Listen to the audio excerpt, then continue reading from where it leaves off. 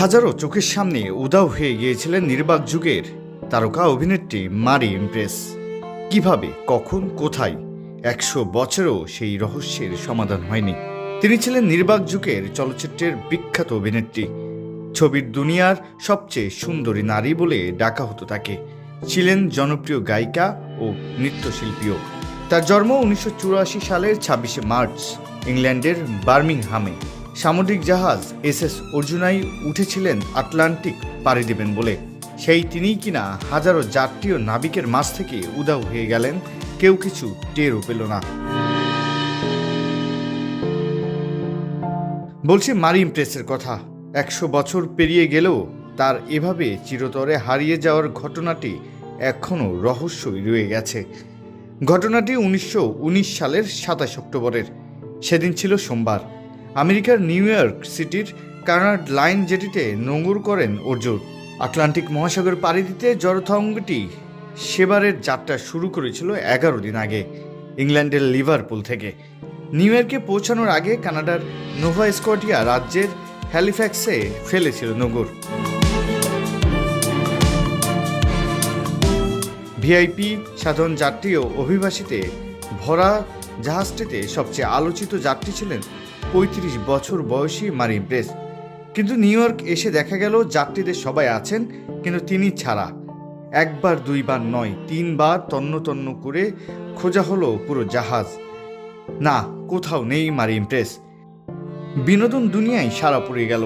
এত মানুষের মাঝখানে তিনি কখন, কিভাবে, কোথায় উধাও হয়ে গেলেন, সেই অনুসন্ধানে ঘাম ঝরাতে থাকলেন জাড্রেল গোয়েন্দারা।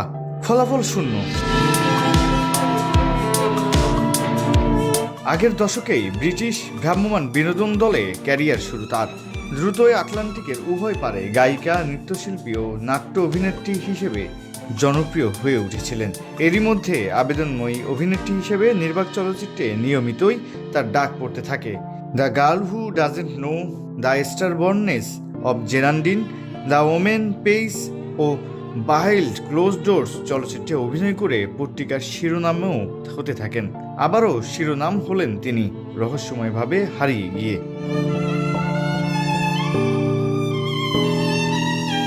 জাহাজটির স্টুয়ার্ডের জানান, আগের দিন সন্ধ্যায় ইমপ্রেসের কেবিন স্টেটক্রোম 480-তে খাবার নিয়ে গিয়েছিলেন তিনি। তারপর কেবিন পরিষ্কার করতে আবারও যান 6:30টায়। তাকে তখন অভিনেত্রী জানিয়েছিলেন 9:30টায় স্যান্ডউইচ খাবেন, কিন্তু সেই নির্দিষ্ট সময়ে কেবিনে ঢুকে ইমপ্রেসকে দেখতে পাননি সেই স্টুয়ার্ডস। ফলে স্যান্ডউইচটি রেখে তিনি বেরিয়ে আসেন। সকালে কেবিনে ঢুকে দেখেন খাবারটি যেমন রেখে গিয়েছিলেন তেমনই পড়ে আছে, বিছানাও পরিপাটি। তার মানে রাতে ওখানে ঘুমাননি ইমপ্রেস।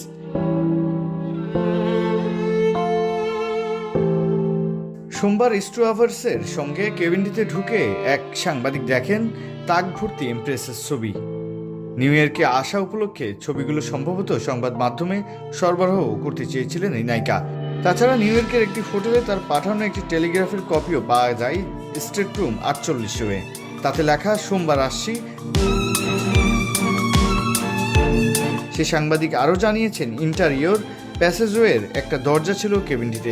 13 ইঞ্চি প্রশস্ত সেই দরজা দিয়ে ইমপ্রেসের পক্ষে বের হওয়া মোটেও সম্ভব নয়। তাছাড়া সেই দরজাটি ছিল বন্ধ। কিন্তু এই পথ দিয়ে যদি না যেয়ে থাকেন, তাহলে কি করে জাহাজ থেকে লাপাত্তা হলেন তিনি?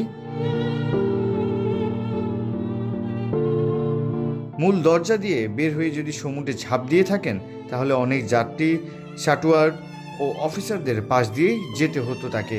এমন বিখ্যাত একজন অভিনেত্রী কারোই চোখে পড়বেন না, তা তো হতে পারে না। তাই তার লাপাত্তা হওয়ার কোনো সদুত্তর 100 বছরও বের করা সম্ভব হয়নি কারো পক্ষে।